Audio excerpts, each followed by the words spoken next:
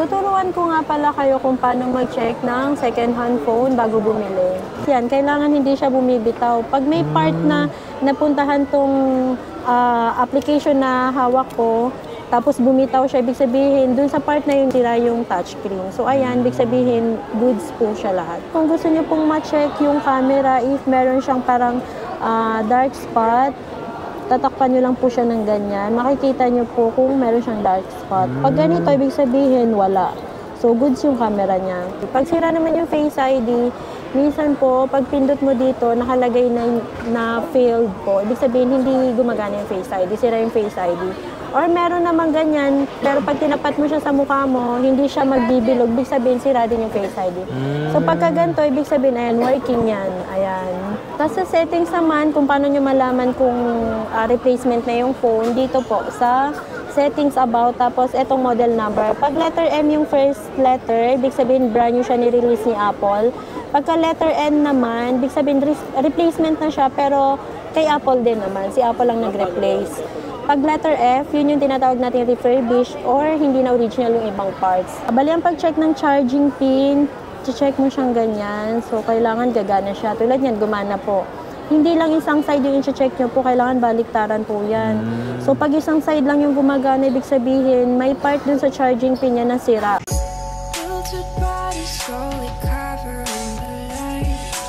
Yung mga solid, ngayon nandito tayo kay Ma'am Lai dito sa Green Hills. Sa B1, mag-check tayo ng iPhone. Tuturuan niya po tayo kung paano mag-check ng iPhone before nyo i-purchase. Bago kayo bumili. Yes.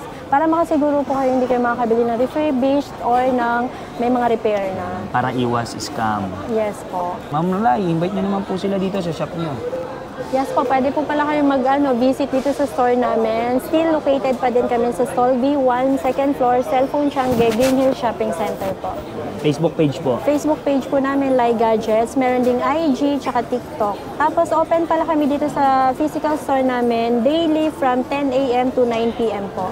Yung contact number namin, yun pa din po, 0949-6901-863. Yan, lalagay ko na lang po sa description yung kalalang info. Yes. At free rin sila sa Trio Tools. Yes po, free lang yung Trio Tools. Tsaka sa mga gusto rin po magpa-transfer ng files. From iOS to iOS lang po Kasi si Android to iOS medyo sobrang tagal. Kaya hindi po kami nagpapa-transfer ng Android to iOS po. At nagba-buy and sell din si Madam. Yes po, buy and sell din po kami. Or kung gusto nyo mag-upgrade or downgrade, pwede din po sa amin. Available din po yun. Trading. Yes po. At mga solid, shoutout nga pala sa ating mga OFW at senior citizen. At yung mga seaman natin dyan. Yes po. Shoutout po pala sa mga OFWs.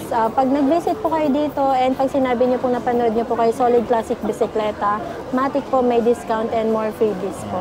Tuturuan ko nga pala kayo kung paano mag-check ng second-hand phone bago bumili. Bago tips. Yes po. So, mag-start tayo dito sa settings. Yan. Unahin natin yung Wi-Fi, if working yung Wi-Fi. So, pag ganito po na meron siyang nasasagap, big sabihin, working yung Wi-Fi niya. Pagka naman, halimbawa, hindi mo mapindot tong on and off, pag nakaganyan lang, tapos pag pinindot mo, hindi siya nag-on, big sabihin, sira yung Wi-Fi, pag naka-grade lang siya. Tapos, Bluetooth, kailangan meron din siyang nasasagap.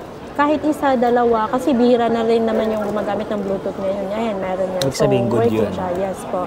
Tapos yung sounds, yung speaker niya kailangan gagana tong sa taas at saka ditong sa baba. Dito po, yung sa kabila. Mic to So pag halimbawa ito lang gumagana, ito hindi gumagana, sira po siya. Or pagka ito naman hindi pag ito naman yung gumagana tapos ito naman yung hindi, ibig sabihin sira yung yung earpiece at saka speaker.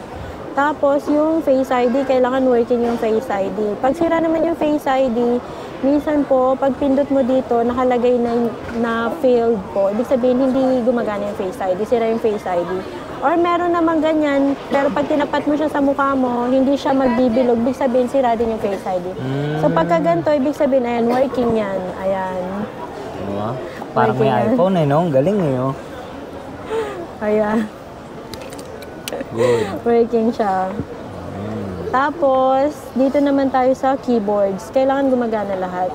Bawat letter. Kasi kahit isang letter lang yung hindi gumagana, ibig sabihin, sira yung touchscreen. So, papapalitan mo yung touchscreen. Yan ang mga tips ni Ayan. Madam. Yes po. Kailangan Bago lahat yan bumili. gumagana. Mapa brand new or second hand. Pero sa brand new naman, wala naman ganun. So, second hand lang talaga. Pero pwede rin nila i-check. Yes po, pwede rin naman. Kung gusto nyo ng dobleng, talaga, check. Tapos yan, kailangan hindi siya bumibitaw. Pag may part na napuntahan tong application na hawak ko, tapos bumitaw siya, ibig sabihin, dun sa part na yun, tira yung touchscreen. So, ayan, ibig sabihin, goods po siya lahat. Ayan. Tapos, yung next naman po, yung sensor. Sensor. Yan, kailangan nagro-rotate. Opo. Pag hindi nagro-rotate, big sabihin sira yung sensor. So, kahit sa tawag, pag dinikit mo siya dito, hindi mag-off, sira yung sensor po. Yan. Tapos yung sa camera naman po. Medyo magulo lang yung sa likod. Ayan. Tapos, portrait. Kailangan gumagana din yung portrait. Pagka hindi gumana yung portrait, eto, tulad nito, XR, so hindi siya gagana yung portrait sa object, kailangan sa tao lang. Sa mukha lang ng tao. Tapos yung video, yes po. Kailangan working din. Tapos kung gusto niyo pong ma-check yung camera, if meron siyang parang dark spot, tatakpan nyo lang po siya ng ganyan. Makikita nyo po kung meron siyang dark spot. Pag ganito, ibig sabihin, wala. So, goods yung camera niya. Ganun din sa front. Sa front naman yung parang may napapansin kami na para siyang may mga dot, marami. As in marami para siyang mga nunal. Ibig sabihin sira yung front camera. Yung pala yun. Yes po. Tapos pagka hindi rin gumana yung portrait sa harap ng camera, ibig sabihin sira yung Face ID. Kasi magkasama yun eh. Iisa lang yun. Iisa lang kasi yun. So ito, ibig sabihin, goods po siya, working lahat. Ano pong unit ulit yung chinek natin po? iPhone XR po to. Yan. Tapos kailangan yung buttons din po, i-check nyo din kung gumagana Volume. lahat. So hindi lang ganun yung pag-check, kailangan crisp din yung pag pinipindot mo. So pag halimbawa medyo hindi nagbabounce, ibig sabihin pudpud na yung pad niya. Yung pad niya sa loob. Tapos kailangan din ito, ayan. Silent. Gumagana siya, pati yung vibrate. Ayan. So ibig sabihin working siya. On and off. Yes po, ayan. Ito, goods naman po siya lahat. Yun, ganun pala ang pag-check. Yes po. Tapos sa settings naman, kung paano nyo malaman kung replacement na yung phone, dito po sa settings about, tapos etong model number. Pag letter M yung first letter, ibig sabihin brand new siya ni-release ni Apple. Pagka letter N naman, ibig sabihin replacement na siya, pero kay Apple din naman. Si Apple lang nag-replace. Pag letter F, yun yung tinatawag natin refurbished or hindi na original yung ibang parts.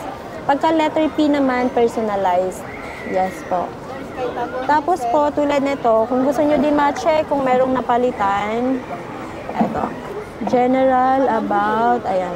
Lalabas na dito, matik na yun nalalabas yung parts and service history. Eto, battery. So, ibig sabihin ng napalitan po is yung battery po. Yan. Kaya pag pumunta ka ng battery, ibig sabihin, napalitan na siya pag wala na siyang ganyan. Wala na siyang battery.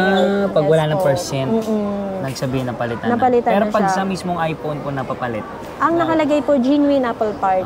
Pagka sa mga unauthorized service center po, like dito po sa amin sa Green Hills, yung mga technicians po namin, ang lalabas po unknown part. Kahit original po yung pinalit, unknown part yung nakalagay. Pero pag genuine Apple part, big sabihin kay Apple yun. Tapos nilalabas na rin yung part, ng battery. Percent. Check nyo rin po pala kung working yung charging pin ha. Bali ang pag-check ng charging pin, check mo siyang ganyan. So kailangan gagana siya. Tulad yan, gumana po. Hindi lang isang side yung i-check nyo po, kailangan baliktaran po yan. So pag isang side lang yung gumagana, ibig sabihin may part dun sa charging pin niya na sira. So pag sinaksakan nyo po nung earphones na may wire, ibig sabihin hindi yun gagana kasi doon pa lang sa charger, hindi na siya gumagana ng baliktaran. Yung pala yun. Kaya kailangan baliktaran. Kahit hindi mo na siya itry ng earphones, basta baliktaran sa charger, gumagana, working yun. Filtered bodies slowly